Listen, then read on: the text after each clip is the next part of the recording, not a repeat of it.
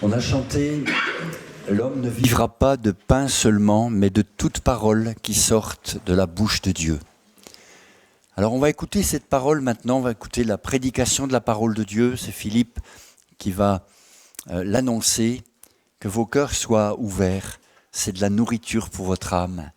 Écoutez bien ce qui suit. Bonjour, content d'être avec vous ce matin, partager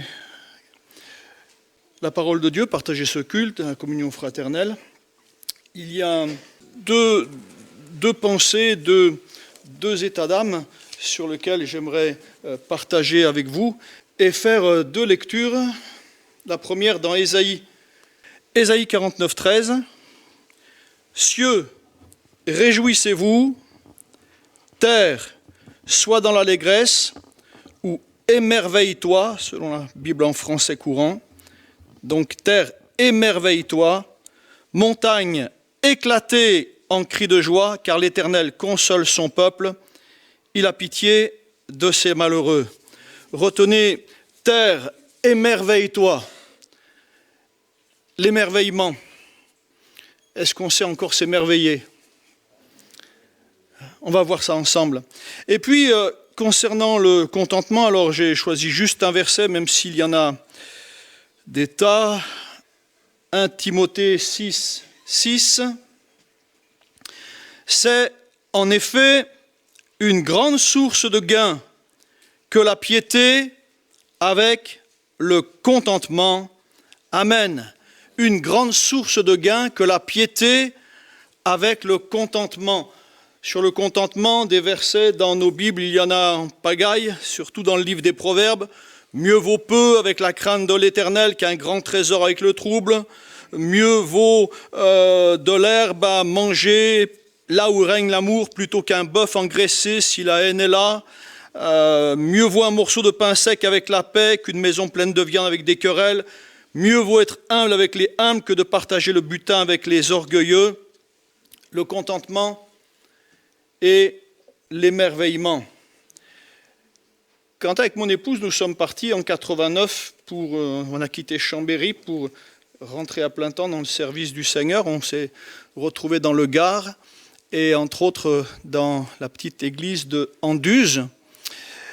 Il y avait à Anduze une mamie qui était veuve, qui avait déjà plus de 80 ans, Marthe Carréron.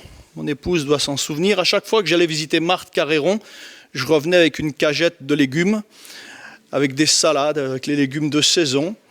Et Marthe, elle était toujours joyeuse. Pourtant, elle s'était convertie du temps de Douglas Scott, puisqu'elle était sur Marseille autrefois. Elle avait entendu donc Douglas Scott. Et c'était une femme qui avait connu la guerre. C'était une femme qui avait perdu son mari, qui avait perdu un fils. Et pourtant, à chaque fois que j'allais la voir, elle chantait, elle marmonnait, elle fredonnait des cantiques. Et quand j'échangeais avec elle, je la voyais plus heureuse que moi, quoi. Et je lui demandais un petit peu quelle était, si elle était tout le temps comme ça. Elle me dit, j'ai un secret. Alors j'ai voulu savoir le secret. Je croyais qu'elle allait me parler d'un verset dans la Bible. Elle me dit, bien sûr qu'elle lisait la Bible. Elle dit, j'ai mes cahiers. C'est quoi les cahiers ?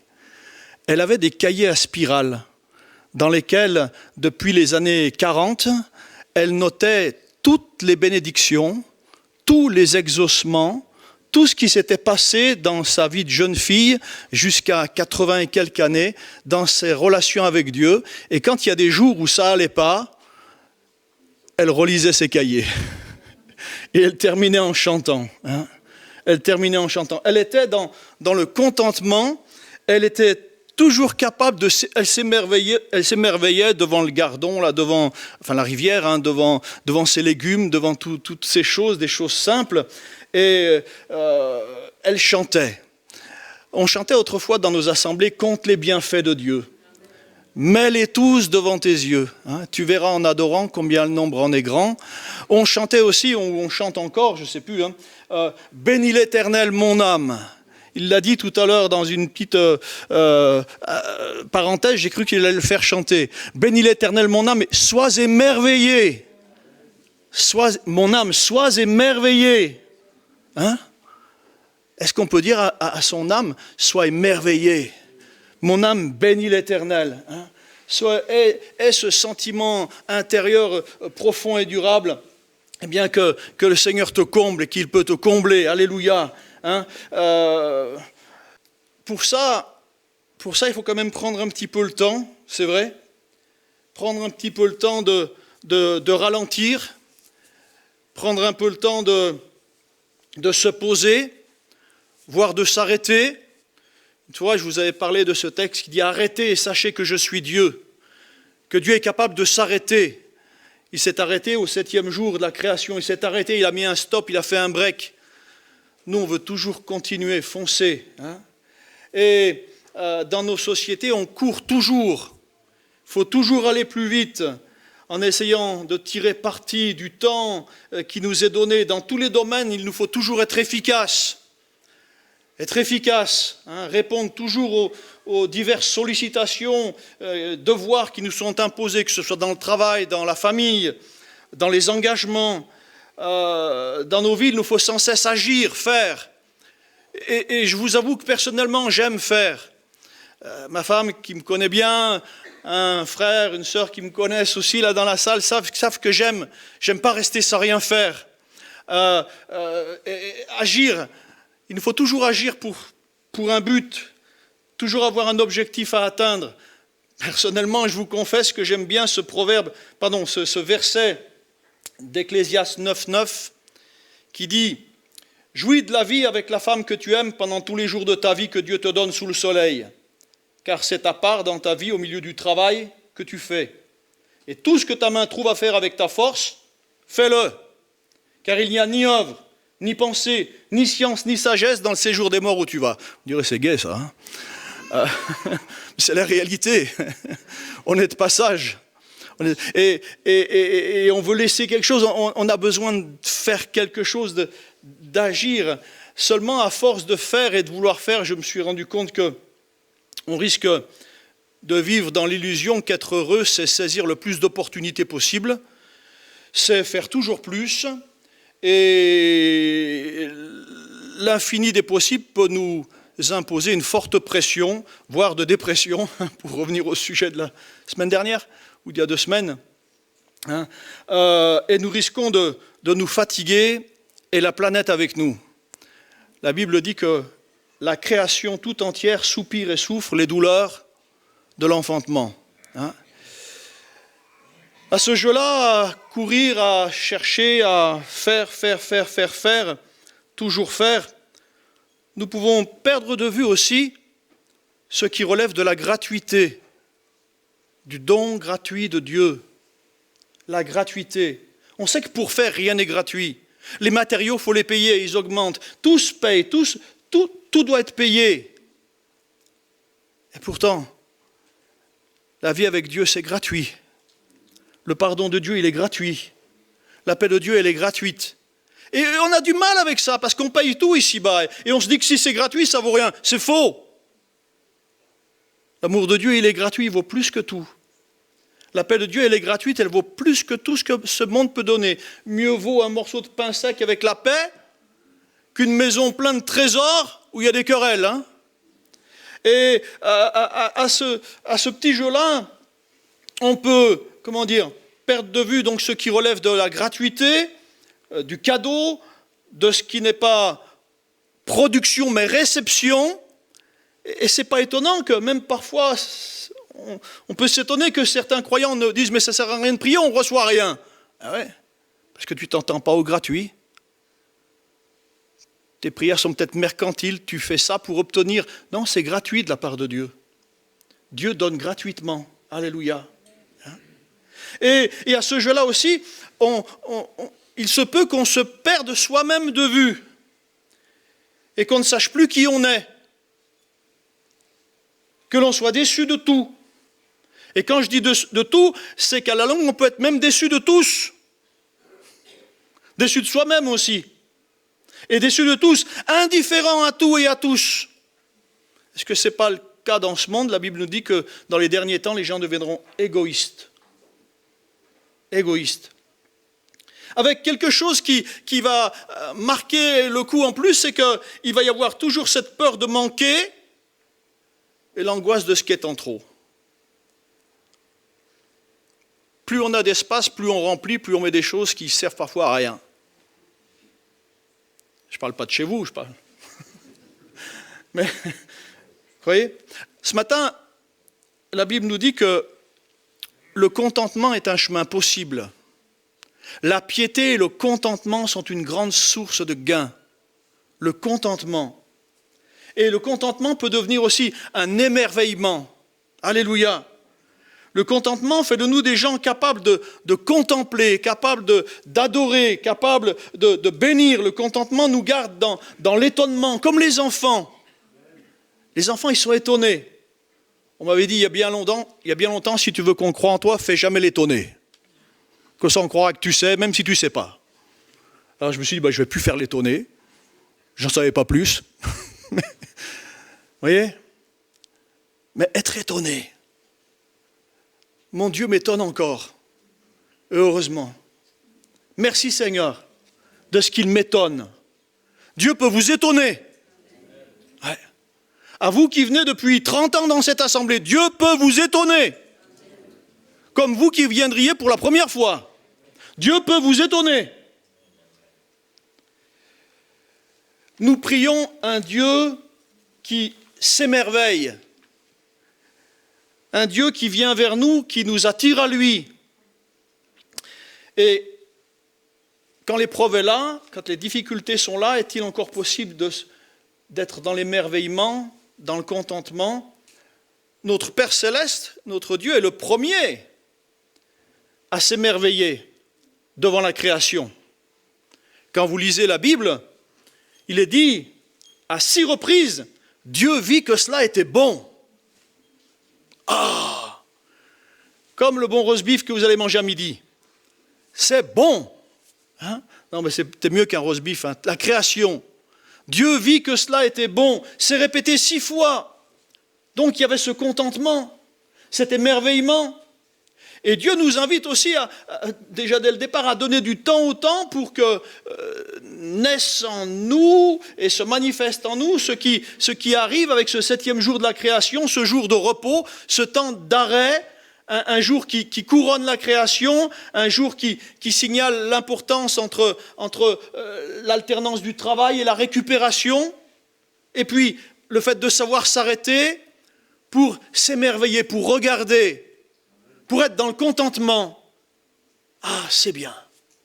Ah, c'est bon. Ah, on va dire c'est pas mal. Hein? C'est bon. C'est bon.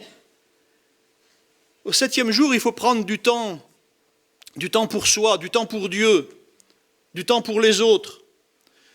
Une fois, je vous avais parlé du 7e jour. Ce n'est pas seulement qu'un jour de 24 heures, hein, mais vivre dans un temps où on sait s'arrêter, chaque jour où on sait prendre le temps de rencontrer celui que l'on aime, le Seigneur, un temps pour cultiver notre lien avec Dieu, ça a été rappelé tout à l'heure pendant la Sainte Seine, un temps qui nous permet de contempler, de regarder, compter les bienfaits de Dieu, alléluia.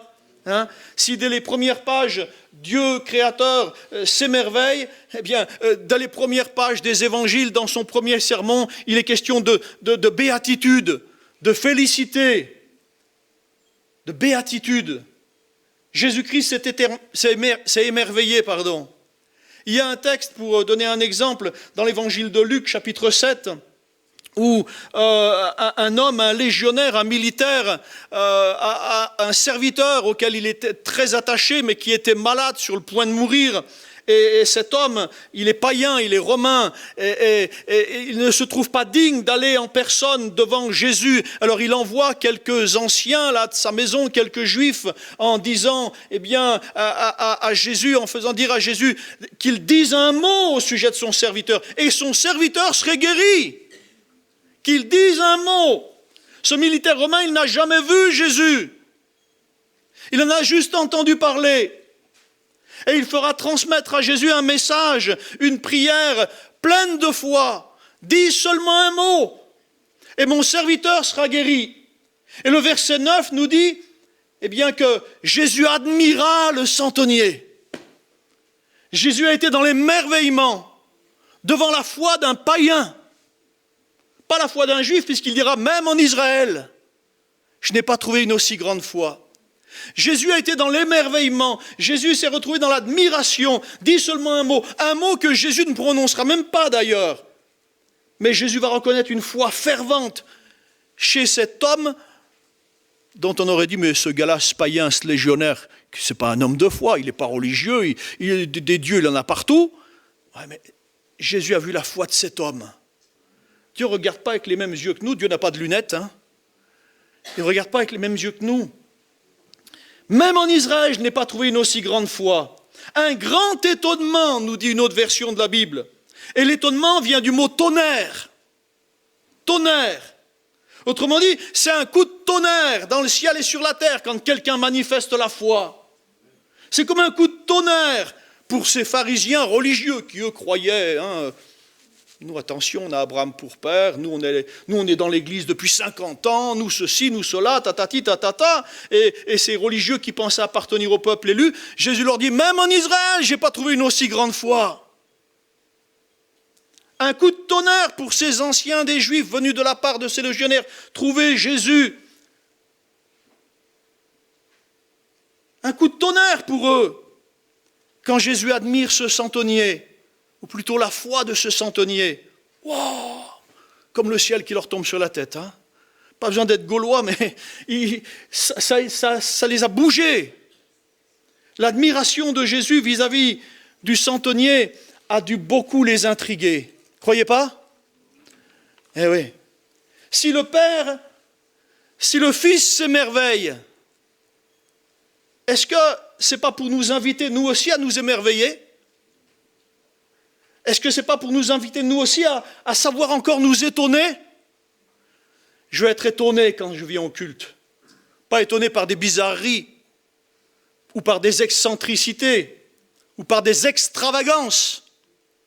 Mais être étonné par l'amour de Dieu dans un cœur, dans une âme qui va confesser son péché, pour une personne qui va devenir chrétienne et s'engager, être étonné de voir que Dieu est capable de soulager ma peine, être étonné de voir que Dieu va consoler celui qui est abattu à côté de moi, être étonné de voir que celui que j'ai amené avec moi pour la première fois, ça m'est arrivé autrefois à Chambéry, d'amener quelqu'un qui avait un problème de dos, il est ressorti sans problème de dos.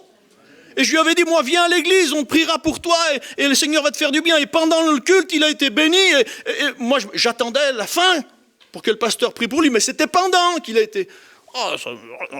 Hein? Ben ouais. Être étonné. Nous inviter un peu à voir autrement, à voir plus loin. Nous inviter à rester, disponible à la surprise d'être touché. Est-ce que nous voulons être touchés par le Seigneur ? Ou est-ce que, comme ça fait des années qu'on est converti, qu'on a pris les eaux du baptême, on connaît tout? Si c'est tel pasteur qui prêche, ça dure 2 heures. Si c'est l'autre, c'est trop court. Si c'est tel frère ou telle sœur qui fait chanter, c'est des vieux cantiques. Si c'est l'autre, c'est des nouveaux cantiques, on n'y comprend rien, on n'en sait rien. Si c'est la sono, ça ne marche pas. On sait tout par cœur, hein? Et on n'est plus capable de s'étonner. Je veux encore m'étonner. Parce que le culte, il est pour Dieu. Avec des gens imparfaits comme moi et vous. Et que Dieu soit béni. Le Seigneur nous dit, si vous ne redevenez comme des petits-enfants, vous ne verrez rien du royaume de Dieu. Le royaume de Dieu, c'est la justice, la paix et la joie par le Saint-Esprit. Alléluia. Hein? Il y a un livre au cœur même de nos Bibles qui a suscité l'étonnement, qui a suscité l'admiration, le contentement. Ce livre, c'est le Cantique des Cantiques. Autrement dit, le plus beau des chants, c'est le Cantique des Cantiques. Le plus beau des chants, quand on le lit. Comme vous le savez, le Cantique des Cantiques, c'est un chant d'amour humain, et pas seulement, parce que les paroles de ce livre murmurent aussi le secret de l'amour divin, celui de Dieu pour Israël, celui de Christ pour l'Église et celui de Dieu pour l'humanité. Il y est écrit, si vous reprenez le Cantique des Cantiques, chapitre 1er, que tu es beau, que tu es belle, C'est de l'émerveillement, ça, non? Hein? Tout à l'heure, quand je suis arrivé à l'église, il y avait un frère qui est à la porte, là. Il dit, faites place, c'est la plus belle des femmes qui va rentrer. Où il est, ce frère? Là. Je lui ai dit, non, la plus belle des femmes, elle est déjà rentrée, c'est la mienne. Que tu es beau. Excuse-moi. Que tu es belle. C'est ce qui est écrit, là. Un étonnement, un émerveillement. Et puis ensuite, il est écrit, ton nom, ta personne est un parfum raffiné qui se répand. Ton nom, ta personne est un parfum raffiné qui se répand. J'ai habité à Grasse, la ville des parfums. Des fois, on sentait la fraise tagada toute la journée dans la nature, là. Parce que ce n'est pas seulement les parfums pour le corps, c'est aussi les parfums aromatiques. Hein. Alors, ça sentait le chocolat dans toute la ville, ou ça sentait les fraises tagada. Enfin, rarement le numéro 5 de chez qui, vous savez. Hein. Il est un fait que l'amour de Dieu pour son peuple se tisse aussi dans le domaine des sens. Ton nom, ta personne est un parfum raffiné qui se répand.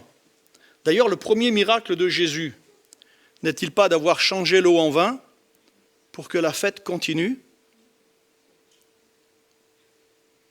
On se dit toujours, il faut être super spirituel, il ne faut pas être sensuel. Bien sûr qu'il faut maîtriser sa chair, bien sûr qu'il faut, à la maison, vous faites comme vous voulez. Dans l'église, on préfère dire 5 paroles intelligemment plutôt que faire n'importe quoi.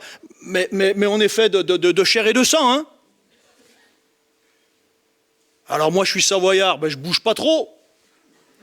Mais je comprends que quelqu'un qui est né au nord de l'autre continent, il bouge plus.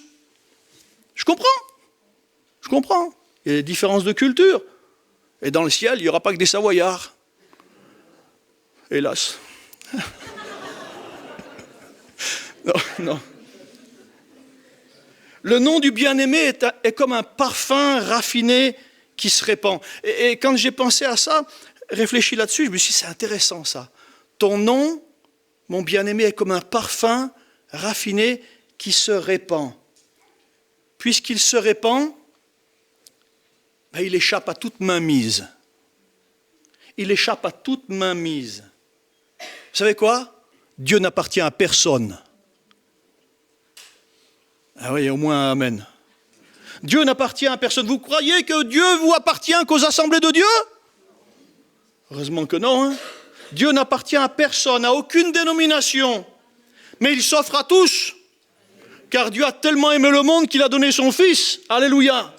Un parfum qui se répand.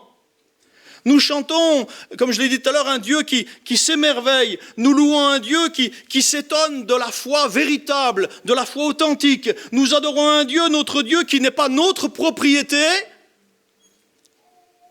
Un Dieu qui ne se laisse pas attraper, qui ne se laisse pas faire, qui ne se laisse pas tromper, comme ça a été dit tout à l'heure, mais un Dieu qui sait nous attirer à lui quand nos forces faiblissent. Béni soit ce Dieu. Béni soit ce Seigneur. Alléluia. Dans le chapitre 11 d'Osée, il est dit, je les tirais avec des liens d'humanité et avec des cordages d'amour. Une petite parenthèse sur ce verset. Nous, on se souvient toujours, oh, le Seigneur, il nous attire à lui par des cordages d'amour. Et il faut aimer les autres. Il faut aimer les autres, mais les autres ne sont pas toujours aimables. Vrai ou pas vrai? Mais juste avant ça, il est dit, je les tirais avec des liens d'humanité. Des liens d'humanité. Autrement dit, qu'Abo soit un peu plus humain. Pas tant spirituel, mais humain. Avec les autres, avec ton prochain. Humain dans la compréhension, dans l'écoute. Pas toujours spirituel, mais humain. Et aussi avec des cordages d'amour. Dans Jean 12, 32, il est dit, et moi, c'est Jésus qui parle, quand j'aurai été élevé de la terre, j'attirerai tous les hommes à moi. Alléluia. Là, il est question de la croix, bien sûr, et de son élévation dans la gloire. Jésus-Christ est mort, Jésus-Christ est ressuscité, mais Jésus revient bientôt. C'est une réalité. Quand l'épreuve est là, quand la difficulté est là, nous est-il encore possible de nous émerveiller ou d'être dans le contentement? C'est une question difficile, qui est abordé au premier chapitre du Cantique des Cantiques. Lorsque la femme évoque sa peau noire, cette peau qui a été brûlée par les travaux des champs, c'est ce qu'elle dit, hein. Je suis noire, mais je suis belle. Lorsqu'elle évoque la violence de ce qu'elle a pu connaître, dont elle a été la victime, quand elle ajoute en plus la colère de ses frères envers elle, chapitre 1er, verset 6, « Ne prenez pas garde à mon teint, c'est le soleil qui m'a brûlé, les fils de ma mère se sont irrités contre moi, ma vigne à moi, je ne l'ai pas gardée, elle n'a pas su garder sa vigne. » Et pour cette femme, c'est une image qui fait référence à l'exil d'Israël, et plus davantage à la condition de tous les réfugiés de toute la terre. Malgré la violence, malgré les dommages qui lui ont été causés, qu'elle a subis, cette femme-là, malgré tout ce qu'elle a pu vivre, malgré sa peau qui est burinée, malgré ses genoux qui ne doivent plus en pouvoir, son dos qui doit avoir mal, elle dit « Je suis belle. Je suis noire, mais je suis belle. » Autrement dit, elle est encore émerveillée. Nous, quand on se regarde dans la glace le matin, on dit « Punaise, il y a du boulot. Hein » Alors si on est 5 à la maison et qu'il n'y a qu'une seule salle de bain, ça doit être difficile. Hein. Il faut se lever à 5 heures. Hein. Ouais, je suis belle. Elle se dit que tu es belle, mon ami, que tu es belle. Ces galères, ces épreuves, ces difficultés ont suscité et révélé de la force en elle-même. Elle dit, je suis noire, mais je suis belle. Ce matin, on peut dire, je suis dans la galère, mais je suis là. Je suis devant toi, Seigneur. Et ça, c'est beau. Ça, c'est beau d'être devant le Seigneur, alors qu'à la maison, il y a des soucis, alors que dans le boulot, ça ne va pas. C'est beau d'être devant le Seigneur. C'est beau, alléluia, que d'être encore devant le Seigneur. Quand tout le monde en voit tout promener, quand on ne supporte plus rien, c'est beau d'être encore là. Eh oui. Et elle dira aussi, verset 16, que tu es beau, mon bien-aimé, que tu es aimable. Elle s'émerveille. Comme ma femme s'émerveille devant moi tous les matins. Non. Bon, c'est enregistré? Oh, il faut que j'arrête. Que tu es beau, mon bien-aimé, que tu es aimable. Hein? Elle s'émerveille encore parce qu'elle regarde à celui que son cœur aime. Ce matin, si je suis là, c'est parce qu'on m'a demandé de prêcher, mais si je suis là, c'est parce que je regarde encore à celui que mon cœur aime. Parce qu'il m'a aimé le premier, il y a une 40aine d'années, et il m'aime encore, alléluia. Et il est fidèle, il est le véritable. Et je veux regarder à lui, et il m'étonne. Et il m'étonne encore. Et je trouve mon Seigneur beau, excusez-moi, beau, magnifique, admirable, merveilleux, merveilleux. Elle s'émerveille, alors elle est dans le contentement, cette femme. Elle est capable de s'étonner, capable d'admirer, capable d'adorer. Et je veux être capable, en venant à un culte, de m'étonner, d'être étonné par ce que Dieu fait, d'être étonné par l'action du Saint-Esprit. Je veux me rendre disponible à ça, être à l'écoute. C'est pour ça que j'aime écouter les prières des uns et des autres. Je veux être à l'écoute de ce qui se passe. Entendre cette petite voix qui prie et qui remercie le Seigneur parce que le Seigneur l'a exaucé dans la semaine. Ouais, super. Alléluia. Ouais. Une vie dans le contentement, frères et sœurs. Une vie émerveillée. C'est une vie qui n'est pas sans lutte et sans difficulté, hein, pour cette femme. C'est une vie qui n'est pas sans combat, sans conflit, puisque ses frères sont en conflit avec elle. La Bible dit, sois en paix avec les autres autant que cela peut venir de toi. Hein, autant que tu peux, sois en paix. On ne peut pas empêcher que des gens ne soient pas en paix avec nous. Mais toi, de ton côté, sois en paix. Toi, de ton côté, pardonne, sois en paix. Garde rien dans ton cœur. Paul a appris. Il a appris à être content, il le dit. Il a appris, malgré les injustices, les difficultés. Paul parle du contentement. Et il dira que la piété et le contentement sont une grande source de gain. Ailleurs, il dira aux Romains, il reprendra les paroles de David en disant « Ô profondeur de la richesse, de la sagesse et de la science de Dieu, que ses jugements sont insondables, que ses voies sont incompréhensibles. » Il reprend ce qu'a dit David, et il s'émerveille. Je ne veux pas prendre le risque de venir au culte par routine. Je ne veux pas prendre le risque de lire ma Bible avec routine.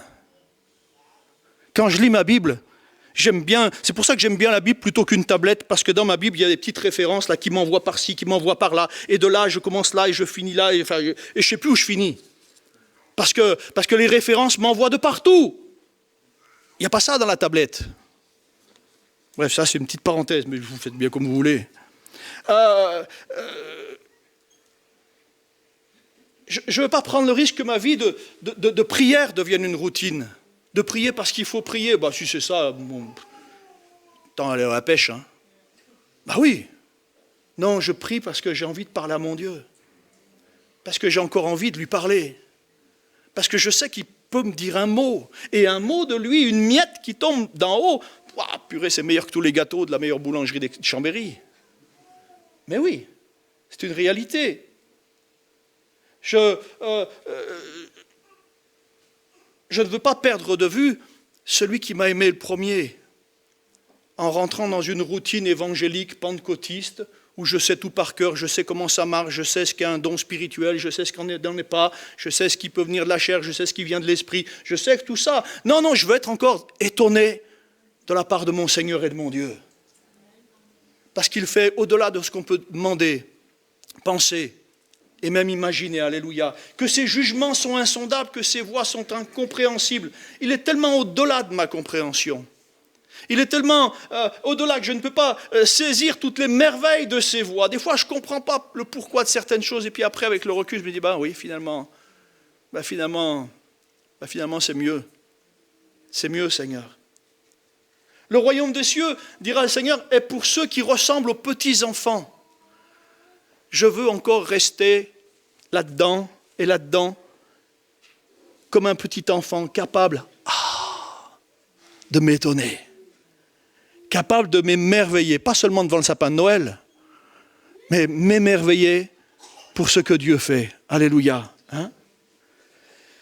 Je termine en disant ceci, c'est que dans les premiers siècles du christianisme, lorsqu'on venait consulter les pères de l'Église, les grands spirituels, dans les déserts de Shur, de Tsin, de Paran, là où maintenant vous avez le désert du Sinaï, le monastère Sainte-Catherine, et qu'on leur demandait quel était leur secret, comme j'ai demandé à moi à Marthe Carréron, c'était quoi son secret, eux ils répondaient ceci, savoir contempler, apprendre à adorer, apprendre à être content de l'état où on se trouve, rester dans le contentement, rester toujours prêt à être émerveillé, et il rajoutait ça, c'est garder la foi. Dites, vous ne croyez pas que le plus important, ce n'est pas le commencement d'une chose, ce n'est pas le jour où on a fait plouf dans les eaux du baptême, mais c'est que jusqu'au jour où le Seigneur nous reprend, c'est de garder la foi. Non? Parce que la fin d'une chose vaut mieux que le commencement. Garder la foi. Et Paul le dira, j'ai combattu le bon combat. J'ai achevé ma course. J'ai gardé la foi. Alléluia. J'ai gardé la foi. Est-ce qu'on peut s'incliner, rendre grâce un instant, s'il vous plaît? Je laisse Pasteur Moureau terminer, conclure. Alléluia. Merci Seigneur. Dieu vivant. Seigneur, merci parce que tu es celui qui nous émerveille. Tu es celui qui nous surprend. Nous voulons, c'est vrai, Seigneur, devant toi, dire avec ta parole, dire avec les anges combien tu es grand, combien tu es beau, combien tu es puissant, combien ton amour est grand. Merci Seigneur de nous maintenir dans cette fraîcheur, Seigneur, afin que toujours notre vie te glorifie. Oui Seigneur, tu es l'admirable. Oui, tu es le meilleur des conseillers. Oui, tu es le merveilleux. Merci Seigneur pour ta parole. On la serre dans notre cœur. Et en contemplant ta création, on contemple le Créateur. Merci Seigneur pour ton œuvre dans nos vies aussi. Alors qu'on peut traverser des moments difficiles, on se laisse toujours émerveiller par ta présence, par ta consolation, par tes promesses. Merci Seigneur. Amen. Amen, amen. Gloire à Dieu.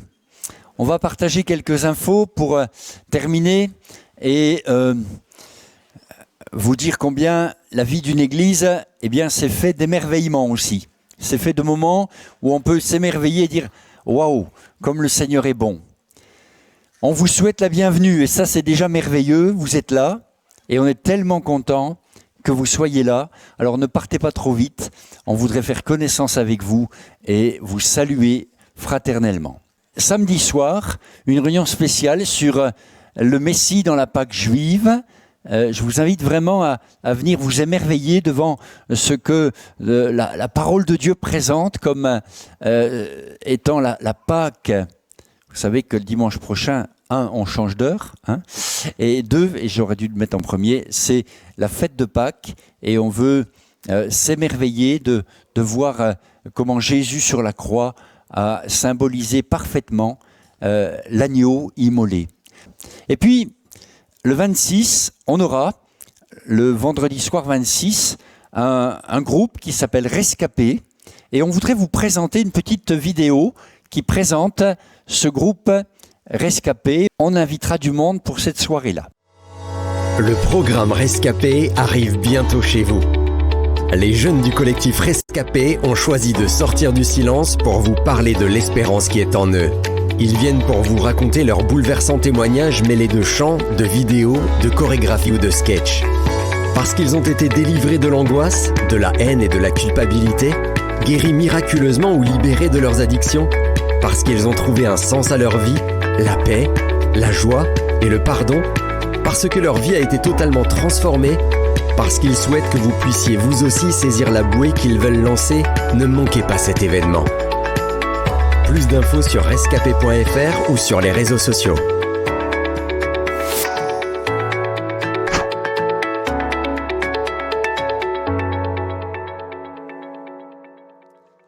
Vraiment, je vous invite à venir vous-même et puis à amener un ami, un voisin, un collègue, parce que c'est une soirée de témoignages comme on aime les entendre, des jeunes qui parlent sans filtre de là où ils viennent, de là où le Seigneur les a tirés.